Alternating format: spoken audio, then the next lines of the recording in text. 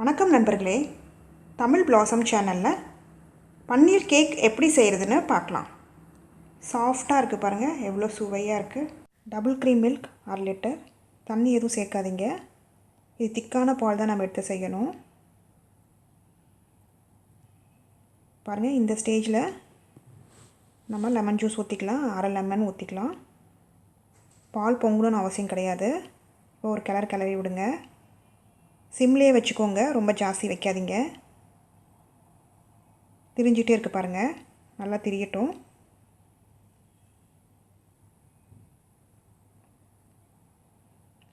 Suppose உங்களுக்கு வந்து திரியல பால் அப்படின்னா இன்னும் ஒரு 1/2 லெமன் ஊற்றுங்க. அப்போ பால் திரிஞ்சிடும். ஒரு பால் ஒரு மாதிரி வந்து லெமன் ஜூஸ் வந்து ஊற்ற வேண்டியதாக இருக்கும். இப்போ பாருங்கள், பால் திரிஞ்சிட்டு வருது. தண்ணி வந்து பிரிஞ்சு வரணும். இப்போ நம்ம அடுப்பு ஆஃப் பண்ணிடலாம். அப்படியே ஒரு 15 நிமிஷம் விடுங்க. அப்படியே தண்ணி மேலே பிரிஞ்சு அப்படியே நிற்கும் பாருங்கள். பிரிஞ்சு நிற்கிது பாருங்கள், அப்படியே விடுங்க. இப்போ நம்ம வடிகட்டி எடுத்துக்கலாம் ஒரு காட்டன் துணியில். இதுக்கு மேலே பச்சை தண்ணி ஊற்றிக்கலாம். லெமன் ஜூஸ் வந்து இருக்கிறதுனால நம்ம பச்சை தண்ணி ஊற்றுனீங்க அப்படின்னா லெமன் ஜூஸ் எல்லாம் கீழே போயிடும். அந்த புளிப்புத்தன்மையெல்லாம் இல்லாமல் இருக்கும். அதுக்காக தான் நம்ம வந்து பச்சை தண்ணி ஊற்றுறோம். வடிகட்டின தண்ணி கீழே ஊற்றாமல் சாப்பாடு செய்கிறதுக்கு, பொரியல் செய்கிறதுக்கு அதுக்கு யூஸ் பண்ணிக்கோங்க. ரொம்ப சத்து இருக்குது அந்த தண்ணியில். இப்போ பாருங்கள், நல்லா புளிஞ்சாச்சு. இப்போ இந்த மாதிரி மேலே வெயிட் வந்து 10 நிமிஷம் வச்சா போதும். 10 நிமிஷம் ஆயிடுச்சு. இப்போ நம்ம எடுத்து பார்க்கலாம். பாருங்கள், நல்லா சாஃப்டாக கிடச்சிருக்கு பன்னீர். இப்போ இதை பவுலில் போட்டுடலாம். இது நல்லா ஊற்றி விட்டுக்கோங்க.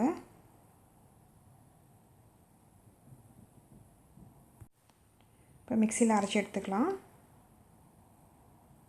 1/4 கப் வெல்லம், 1/4 டீஸ்பூன் ஏலக்காய் தூள், வடிகட்டி வச்சிருந்த பன்னீர்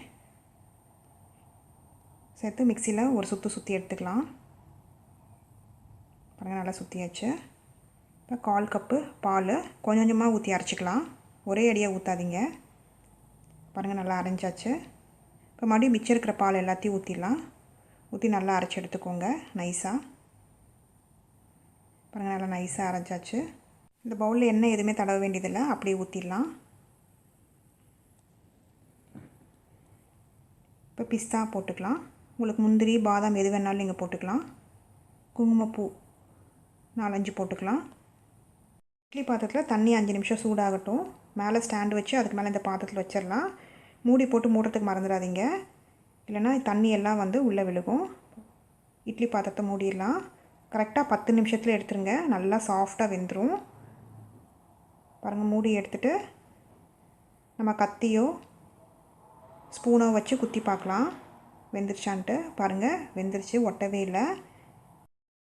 சூடு ஆறணுன்னே ஃப்ரிட்ஜில் 1 மணி நேரத்துக்கு அப்புறம் கட் பண்ணி சில்லுன்னு சாப்பிட்டா ரொம்ப டேஸ்ட்டாக இருக்கும். எந்த ஷேப் வேணுமோ அந்த ஷேப்பில் கட் பண்ணி எடுத்துக்கலாம். இது நம்ம 3 நாள் ஃப்ரிட்ஜில் வச்சு சாப்பிட்லாம்.